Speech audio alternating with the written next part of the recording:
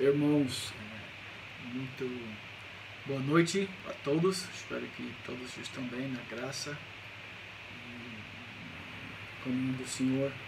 Obrigado mais uma vez por este convite, a oportunidade de estar aqui com vocês estudando sobre o Sermão do Monte e a lei do Senhor especificamente, para a capacitação na EP Memorial. Agora eu não tenho muita experiência com este tipo de filmagem, então vamos ver como é que isso vai funcionar, mas vamos pedir a bênção de Deus sobre o nosso estudo e que isso pode ser edificante para nossas vidas e redundar na glória e louvor para nosso Senhor e Deus. Oremos. Senhor nosso Deus e Pai, queremos te louvar, queremos te servir e te glorificar, porque o Senhor é bom. O Senhor tem dado a nós uma lei santa, perfeito. O Senhor tem dado a nós um Salvador perfeito que cumpriu a lei do Senhor e se tornou e é nosso substituto perfeito, nosso sumo sacerdote. Então, obrigado, Senhor, pela tua obra. Pedimos que nós podemos ser edificados e que teu Espírito Santo use esse estudo, esta meditação na tua palavra, para nossa edificação e para o embelezamento da tua igreja, para que nós possamos ficar mais parecidos com Cristo, para o louvor e glória de teu santo nome. Pedimos isso tudo. Em nome de Jesus é que nós oramos. Amém.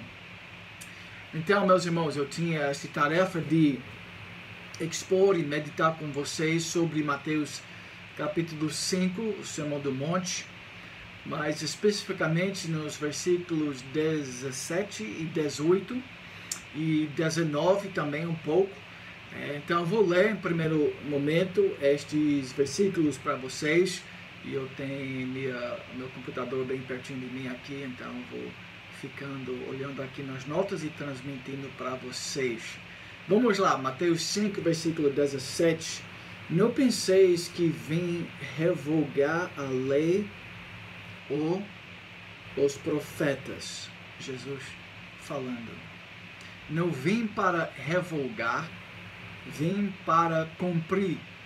Porque em verdade vos digo, até que o céu e a terra passem, nem um i ou um tio jamais passará da lei, até que tudo se cumpra.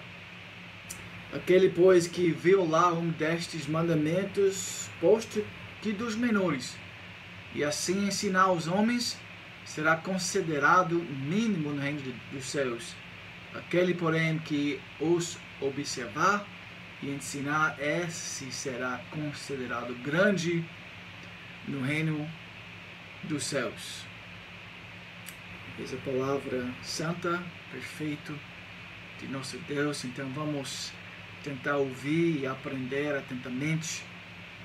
Eu, meditando nesses versículos, tentei ir atrás de várias pastores e teólogos que podem ajudar a gente a entender esta passagem. Então não pense que tudo isso venha meramente da minha cabeça. Mas então, nós vamos tentar estudar e se aprofundar nesses versículos. Em primeiro lugar, eu creio que nós podemos afirmar com este texto, nós aprendemos sobre a lei de Deus, como ele é perfeita, como ele é absoluto, como a lei na visão de Deus é tremenda. A lei é bom. Certamente nós podemos afirmar isso depois de ter lido esse tipo de texto. Um puritano chamado Samuel Bolton, ele escreveu sobre a lei. A lei é o reflexo exato ou a representação da imagem do próprio Deus, a saber, um facho de luz de sua própria santidade, a qual não pode ser mudada ou abolida, porque é de Deus, reflete o caráter do Deus infinito e perfeita e absoluta. Então a lei também se torna uma lei que é eterna. Nós aprendemos também ao longo da história da teologia reformada que a lei funciona pelo menos em 3 sentidos, e nós não vamos estudar tudo isso claramente nesta noite, mas nós temos a finalidade política da lei, que é para castigar ou refrear criminalidade e assim pecaminosidade no ser humano. Então a lei ele orienta, como os governos devem orientar o povo e proteger contra os malfeitores. A lei também tem finalidades teológicas, Para aqueles que ainda não são justificados, aqueles que não são cristãos ainda, a lei serve para revelar o pecado no ser humano. A lei de Deus, ele mostra para o ser humano nossa própria pecaminosidade. Então, por isso Jesus diz, ele não vim para revogar, porque a lei é bom, ele tem seu papel, e ele é importante, muito importante, ele é excelente na vida do ser humano e na história do mundo. Ele revela o pecado. Também ele humilha os pecadores para que eles possam ser levados ao Cristo. Este é um fim excelente da lei. Na palavra de Deus nós lemos estas palavras: todos quantos, pois, são das obras da lei, estão debaixo de maldição. Porque está escrito, maldito todo aquele que não permanece em todas as coisas escritas no livro da lei para praticá-las. Então a lei perfeita, a lei de Deus está ali, e ele está mostrando para a humanidade que o ser humano é distante de Deus, é longe de Deus. E sem esta lei, o ser humano podia achar que ele é bom, que ele não necessita de Deus. Mas a lei perfeita de Deus mostra que ele é um pecador. Então, a lei tem esta finalidade para os não convertidos. Mas e aí para você, para a igreja de Cristo, para os santos, para os eleitos de Deus, para a família de Deus, os filhos de Deus? Que propósito serve esta lei? Que nesta passagem, Jesus está nos ensinando que ele não vem para revogar, vem para cumprir. Ele falou que tudo tem que ser cumprida, jamais passará da lei, até tudo se cumpra. Então, naqueles que são justificados,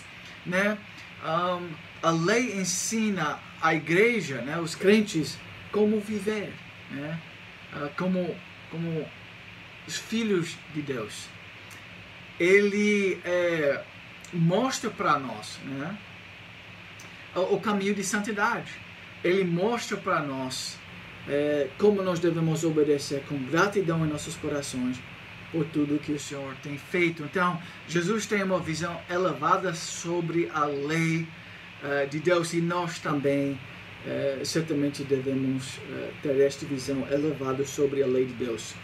Versículo 17 do nosso texto diz, mais uma vez eu vou repetir e depois falar um pouco, fazer alguns comentários então sobre o versículo que vai ser lido e estudado. Este vai ser como nós vamos meditar sobre este texto. Não penseis, versículo 17, que vim revogar a lei ou os profetas. Não vim para revogar, vim para cumprir.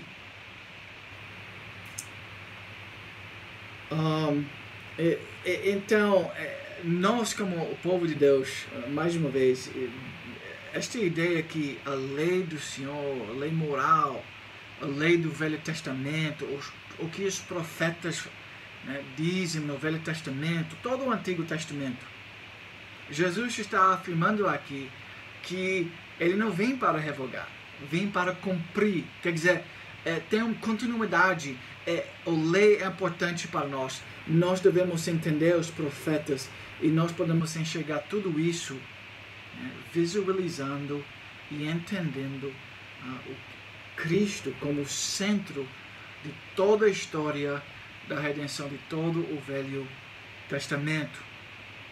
Romanos, claro que Jesus afirma isso, o apóstolo Paulo afirma, ele explica sobre também, né, a continuidade da lei na vida cristã. Romanos 7, por exemplo, versículos 12. Por conseguinte, a lei é santa, ele diz, e o mandamento santo, e justo e bom. O apóstolo Paulo, no Novo Testamento, afirmando isso, né? Romanos 13, começando com o versículo 8, diz: a ninguém fiqueis devendo coisa alguma, exceto o amor, com que vos ameis uns aos outros, pois quem ama o próximo tem cumprido a lei. Então, o cumprimento da lei, a obediência da lei é encorajado, né? É uma ordem que o apóstolo Paulo ensina à igreja. Ele continua, versículo 9: pois isto, não adulterarás, não matarás, não furtarás. Quer dizer, a lei moral do Senhor, tudo isso é cumprido e simplificado neste mandamento do Senhor. O amor não pratica o mal contra o próximo. Então, ao longo do Novo Testamento, nós aprendemos sobre a continuidade da lei do Senhor para nossas vidas. Não penseis que vem revogar a lei ou os profetas.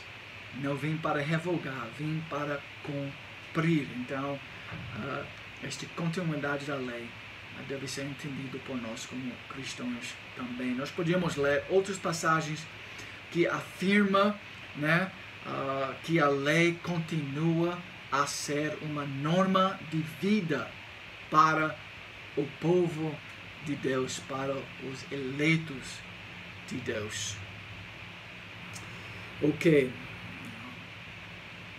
Vou finalizar este ponto aqui, né, sobre, para os evangélicos, para o povo de Deus, né, a importância da lei de Deus. O Ernest Kevin escreveu naquele livro que é traduzido para o português sobre a lei de Deus.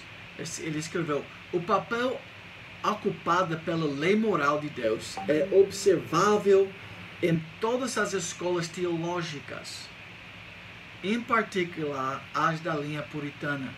O pecado é uma transgressão da lei, a morte de Cristo é a satisfação da lei, a justificação é o veredito da lei e a santificação é o cumprimento da lei por parte do crente.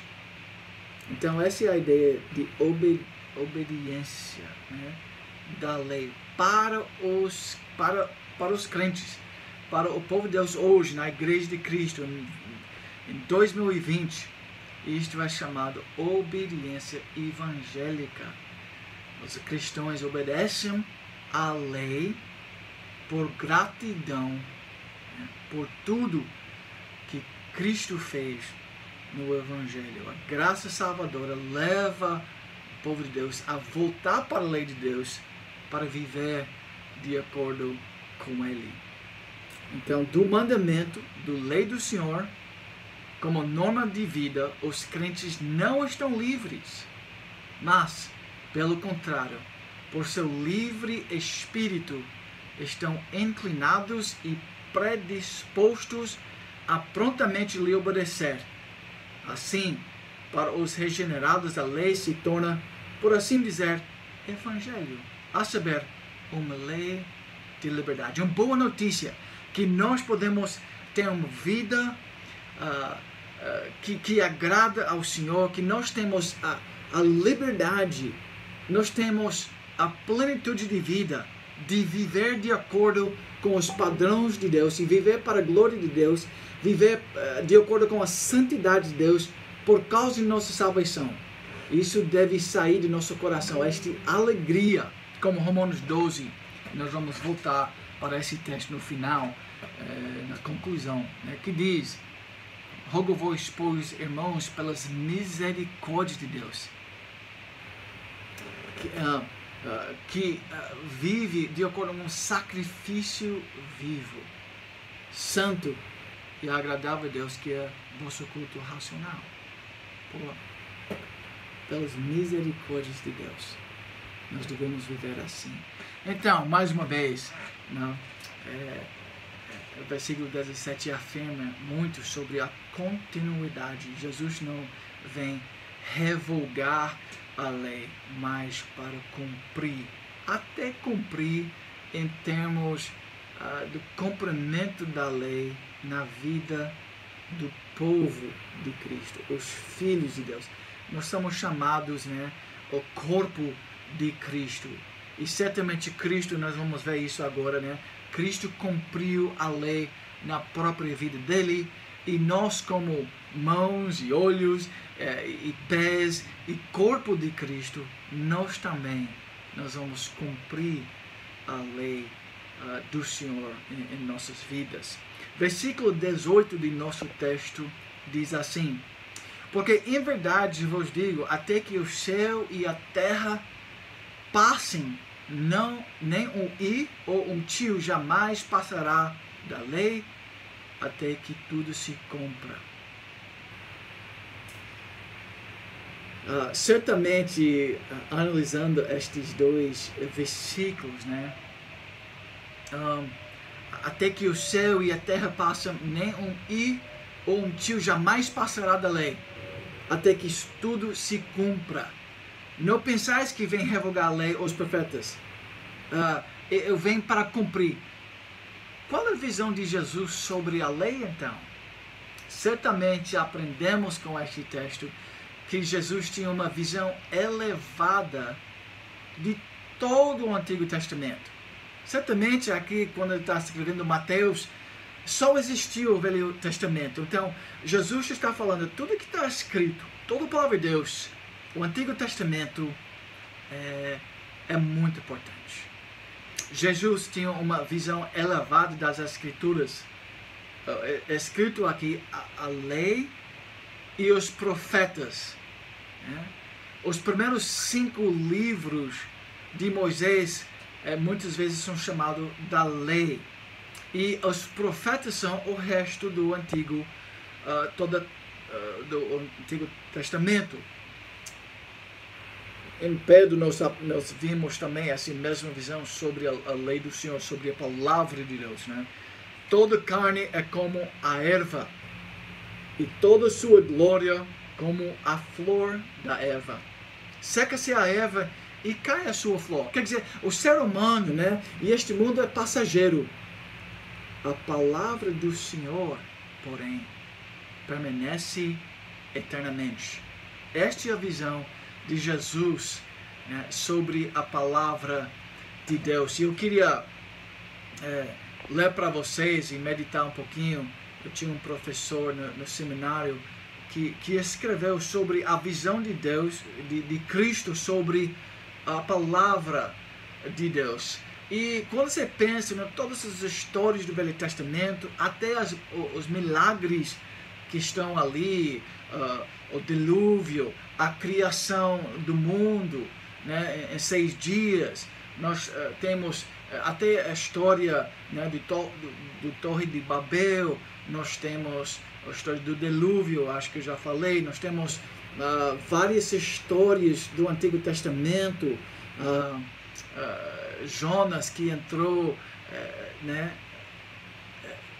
no peixe. Estes para nós parece coisas assim, realmente milagrosas e tremendas, e por isso o mundo, às vezes científico, eles não acreditam na palavra de Deus, os eruditos, porque eles acham que essas histórias são mitologias, mas não era assim, na visão do Criador dos céus e a terra. Aquele que realmente criou o peixe, que falou e tudo veio a existir. Será que ele não tem o poder de abrir a boca de um peixe, né? Claro que ele tem este poder. Então depende da sua visão sobre Cristo. E Cristo tem uma visão muito elevada sobre a palavra de Deus. Notamos que Jesus nunca questiona a factualidade desses eventos do Antigo Testamento.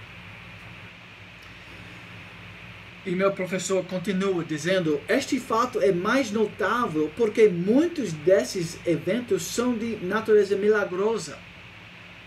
Ele os citou e deu crédito total a eles como eventos históricos, dos quais alguém poderia depender para os princípios da vida. Como o Filho de Deus, ele certamente teria dito aos seus discípulos se eles estavam errados em sustentar essa visão elevada das Escrituras. Mas, ao contrário, ele encorajou essa atitude elevada sobre a palavra de Deus. Jesus, ao longo da carreira dele, ao longo do ministério dele aqui na terra, ele sempre está citando o Antigo Testamento enquanto ele está falando. Quer dizer, mais uma maneira que ele aprovou e ele colocou, né? Ele deu para nós esta certeza que o Antigo Testamento era estimada, era respeitado, era considerado por Jesus como a palavra de Deus. Ele usa essa linguagem muitas vezes. Está escrito. Quer dizer, a palavra de Deus é a autoridade. Ele usou a palavra de Deus para colocar uma autoridade absoluta sobre as palavras que ele estava ensinando ao povo. Ele fala assim: você não leu? Né? Para os fariseus e para o povo que estava ouvindo ele. Seu ensinamento está saturado de citações e alusões do Antigo Testamento. Quando o diabo o atacou, né, no deserto, ele respondeu com citações maravilhosamente apropriadas do Velho Testamento, né, de Deuteronômio em específico. Ele cita ali naquele grande combate contra Satanás, Deuteronômio capítulo 6. Mesmo durante sua angústia na cruz, quando ele clamou em seu aramaico nativo, foram as palavras do Antigo Testamento que ele escolheu para expressar essa angústia. Citando Salmo 22. E nós devemos lembrar, né, quando nós estamos falando sobre uma visão elevada da palavra de Deus, nem um i ou um tio jamais passará da lei até que tudo se cumpra. Aquela passagem em 2 Timóteo 3:16, toda a escritura é inspirada por Deus. Né? Isso significa soprada, né, por Deus, ou como é normalmente traduzido no português, é inspirada por Deus. A palavra inspirada, theopneustos, no grego, né, é cunhada de duas palavras gregas, theos, né, e pneo, respirar, né.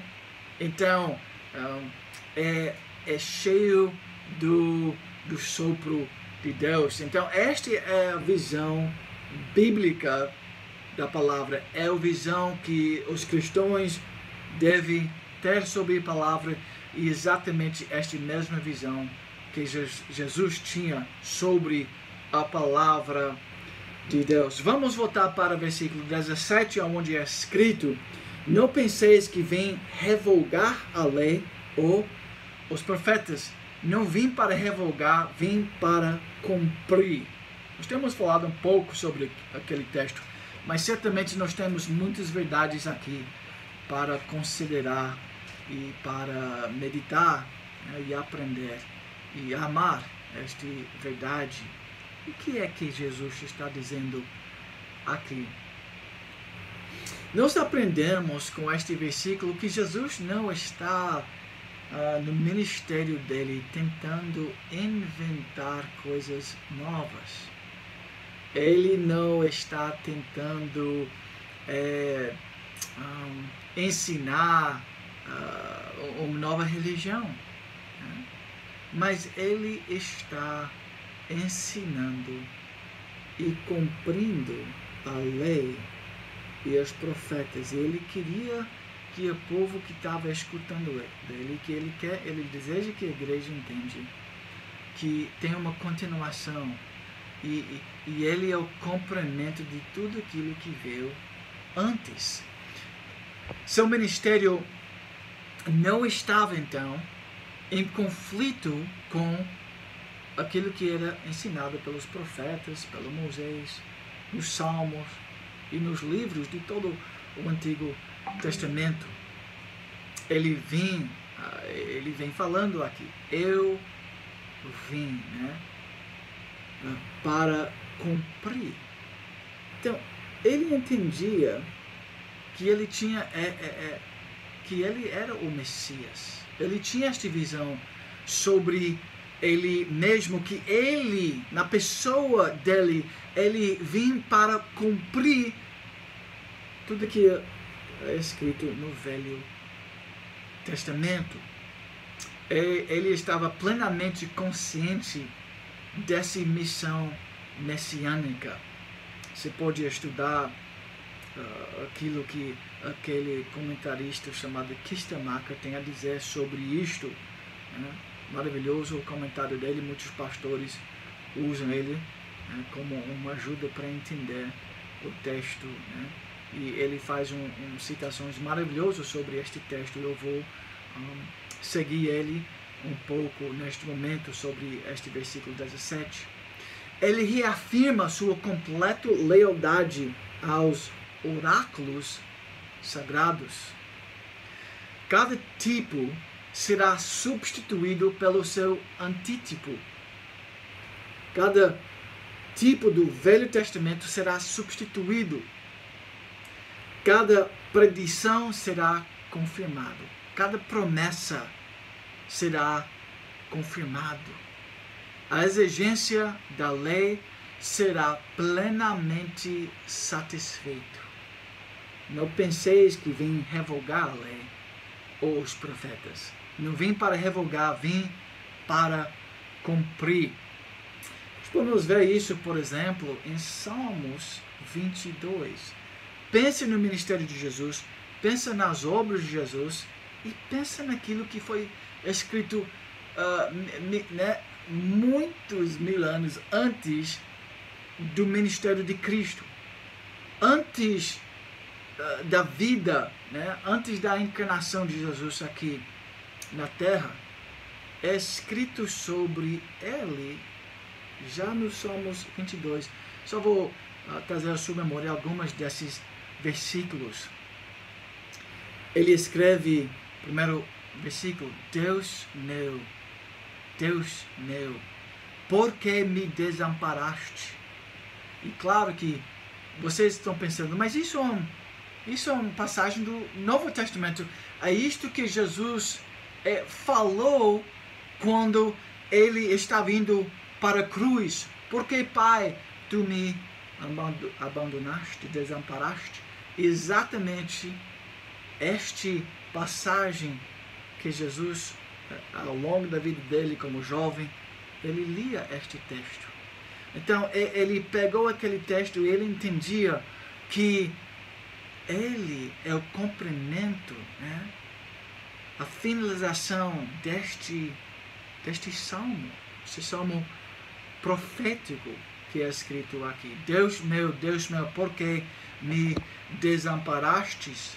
Em versículo 6, mas eu sou verme e não homem, opróbrio dos homens e desprezado do povo.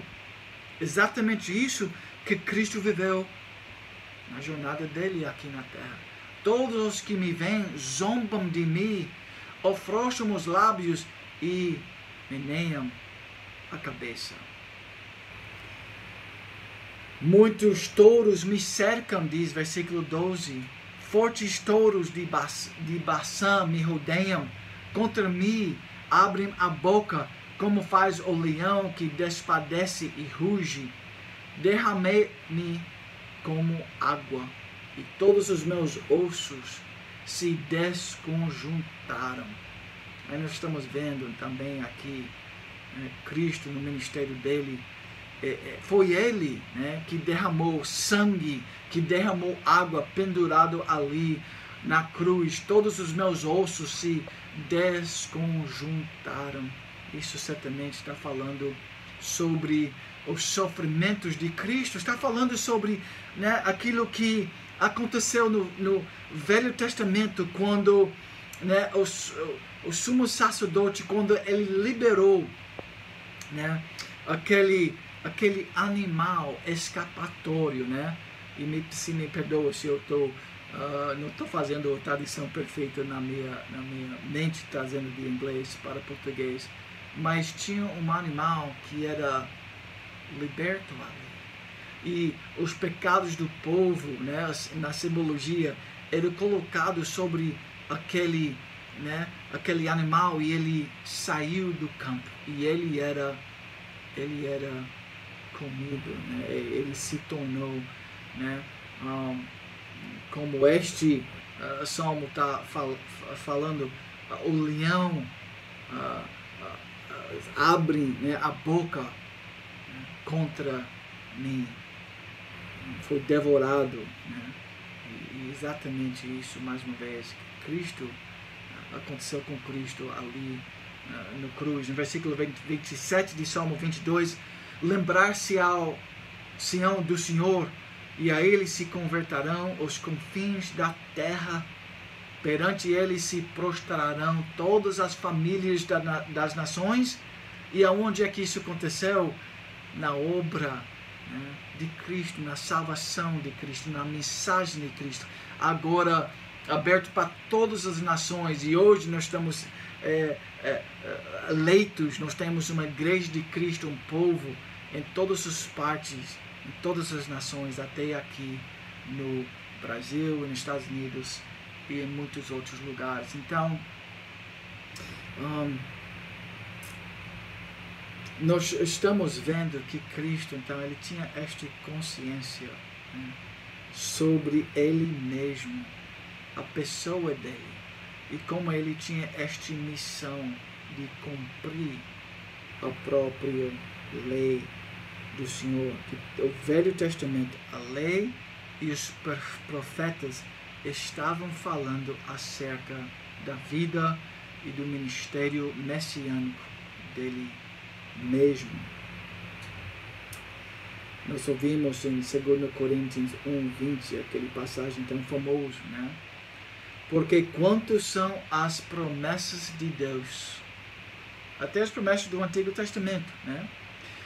Tantas tem nele o sim, tantos tem em Cristo o sim, porquanto também por ele é o amém, para a glória de Deus, por nosso intermédio.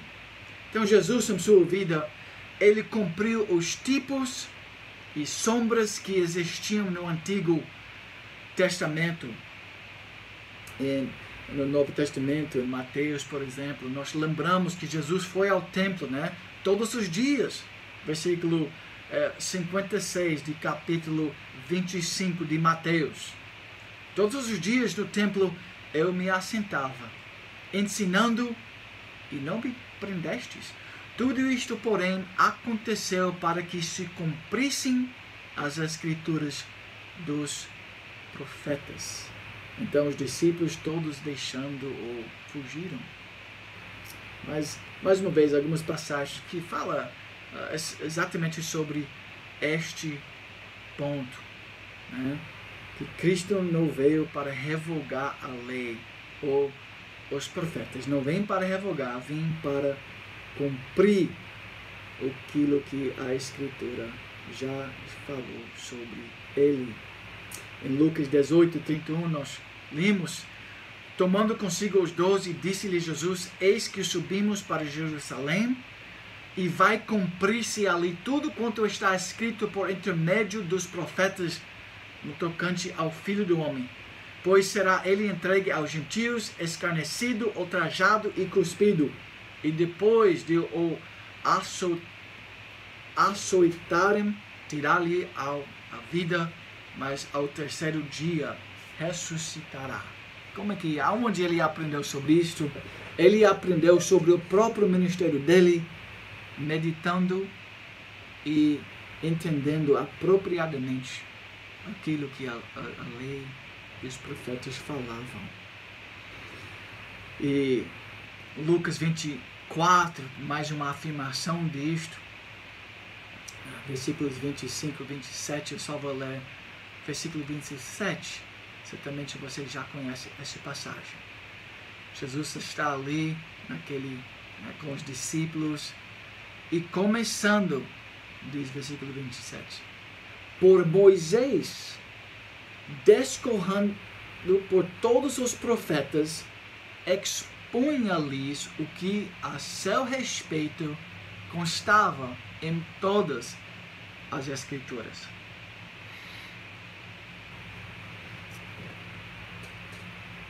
Este é o que Jesus pensava sobre o Velho Testamento, sobre o Antigo Testamento. Importava-se cumprisse tudo o que de mim está escrito na lei de Moisés, nos profetas e nos Salmos. Ok, irmãos, então eu creio que este ponto é bem claro, né, em nossa mente. Jesus, quando ele lia, né, Gênesis 3:15, né, aqueles tipos, né, aquelas promessas do Velho Testamento, ele viu, ele entendia, ele interpretava a lei dos profetas cristocentricamente. Ele sabia que, em Gênesis, quando ele lia Gênesis 3:15, que ele mesmo era a semente da mulher. Ele devia esmagar a cabeça da serpente e definitivamente desfazer o que o pecado tinha feito neste mundo. Glória a Deus. Por isso, então não penseis, ele afirma, que vem revogar a lei ou os profetas. Não vim para revogar, vim para cumprir. Que momento maravilhoso, né, de Jesus, né, quando ele se encarnou, ele veio aqui na terra, e o ministério dele todo, né, todas as palavras, todos os milagres, mas certamente o ápice de toda a obra de Cristo é a obra que ele fez ali na cruz, quando a cabeça da serpente era esmagada. Quando ele é dito sobre o obra de Cristo, que ele cancelou, né? Eu vou ler o texto, né? Colossenses 2, 14 e 15. O que Cristo fez? Tendo cancelado o escrito de dívida que era contra nós e que constava de ordenanças, o qual nos era prejudicial, removeu-o inteiramente, encravando-o na cruz, e despojando os principados e as potestades, publicamente os expôs ao desprezo, triunfando deles na cruz. Cristo esmagou a cabeça da serpente, triunfando, né? Tendo vitória sobre Satanás, o inimigo, o diabo, né? Descrença, sobre todos os pecados. Cristo ganhou na morte da cruz. E nós podemos ver isso sendo, né, paulatinamente mostrado para nós ao longo do Velho Testamento, em tipos, né, em imagem desta grande vitória. O P. Robertson, né, um estudioso sobre o Velho Testamento, ele nota isso, ele demonstra isso de uma maneira muito clara e bela. Ele fala sobre a redenção de Cristo no dilúvio do Velho Testamento. Todo aquele povo sendo, né, afogado ali na água, mas Cristo, na verdade, foi o verdadeiro ser humano que foi afogado. Deus meu, por que me desamparaste? Noé não podia fazer nada contra aquela chuva. Estava descendo. O que ele podia fazer contra aquele ato milagroso tão poderoso? Ele não podia fazer nada, mas ele tinha fé em Deus. E Deus iria fazer uma obra de salvação. Nós podemos ver, né, esta redenção sendo descrito, né, ali no Monte Moriá. Em Gênesis 22, acrescentou Deus: toma teu filho, teu único filho, Isaque, a quem amas, e vai-te à terra de Moriá, oferecer-o ali em holocausto sobre um dos montes que eu te mostrarei. Que coisa! O filho de Abraão tem que ser sacrificado. E Abraão obedeceu. Ele tinha fé. Ele acreditava que Deus podia salvar, que Deus podia ressuscitar o filho dele. E por isso ele agiu. Ele tinha esperança. Neste mesmo Monte Moriá,